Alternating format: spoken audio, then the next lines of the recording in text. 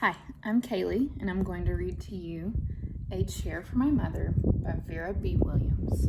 I love this book because my mom used to read it to me when I was little.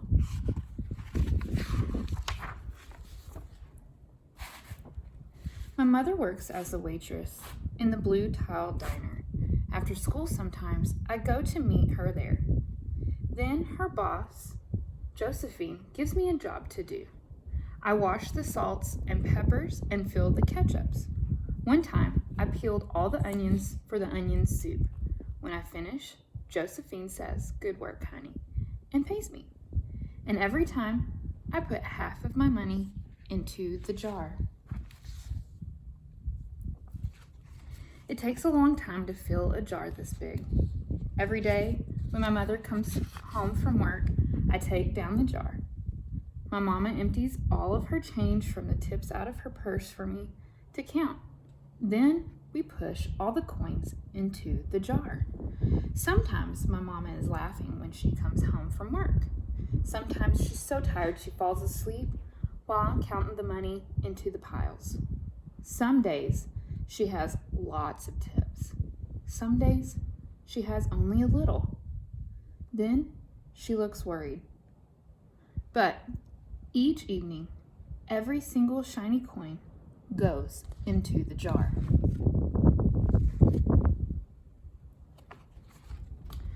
We sit in the kitchen to count the tips.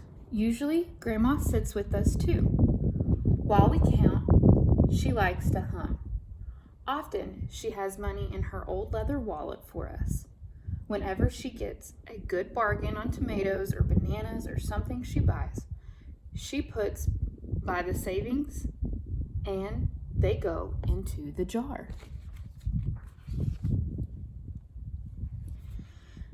When we can't get a single other coin into the jar, we are going to take out all the money and go and buy a chair.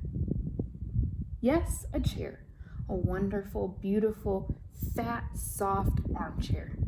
We will get one covered in velvet with roses all over it.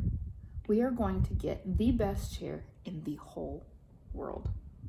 This is because our old chair burned up. There was a big fire in our house. All our chairs burned. So did our sofa, and so did everything else. That wasn't such a long time ago. My mother and I were coming home from buying new shoes. I had new sandals. She had new pumps. We were walking to our house from the bus.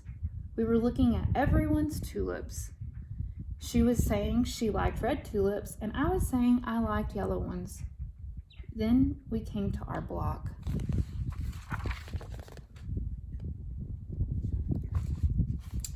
Right outside our house stood two big fire engines.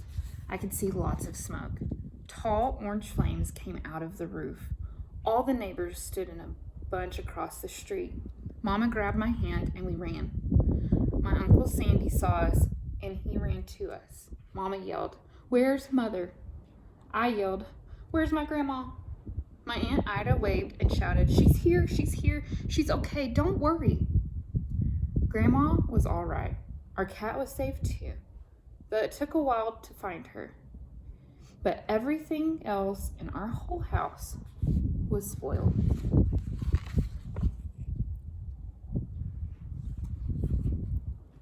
What was left of the house was turned into charcoal and ashes. We went to stay with my mother's sister Aunt Ida and Uncle Sandy. Then we were able to move into an apartment downstairs. We painted the walls yellow. The floors are all shiny, but the rooms were very empty.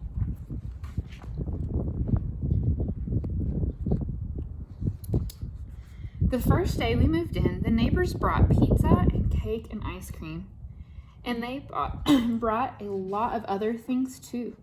The family across the street brought a table and 3 kitchen chairs. The very old man next door gave us a bed from when his children were little.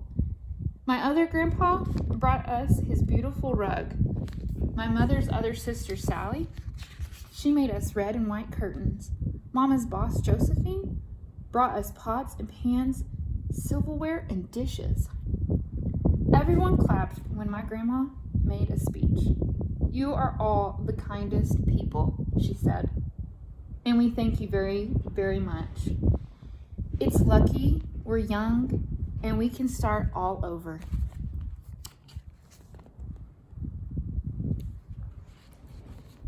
That was last year, but we still have no sofa and no big chair. When Mama comes home, her feet hurt.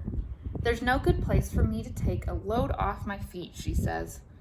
When Grandma wants to sit back and hum and cut up potatoes, she has to get as comfortable as she can on a hard kitchen chair. So that is how come Mama brought home the biggest jar she could find at the diner, and all the coins started to go into the jar. Now the jar is so heavy, it's too heavy for me to lift down. Uncle Sandy gave me a quarter. He had to boost me up so I could put it in.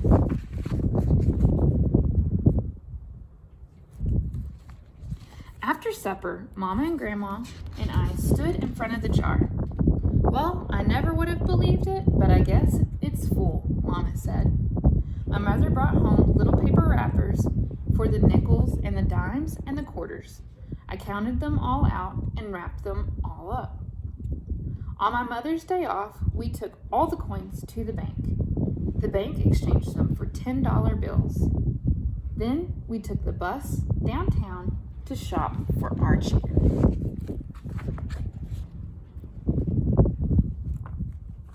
We shopped through 4 furniture stores.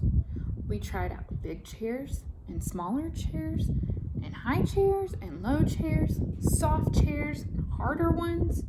Grandma said she felt like Goldilocks and the 3 bears trying out all the chairs.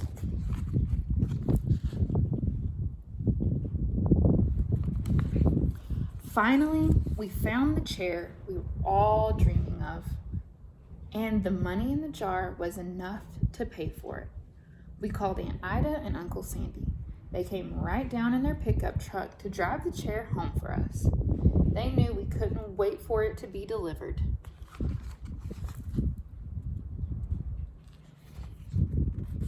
I tried out the chair in the back of the truck. Mama wouldn't let me sit there while we drove, but they let me sit in it a while they carried it up to the door.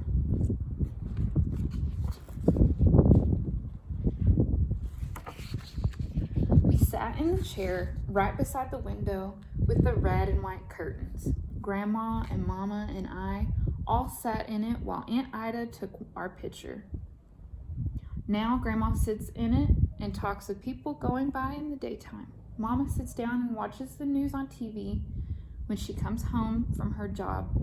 And after supper, I sit with her and she can reach right up and turn out the light if I fall asleep in her lap.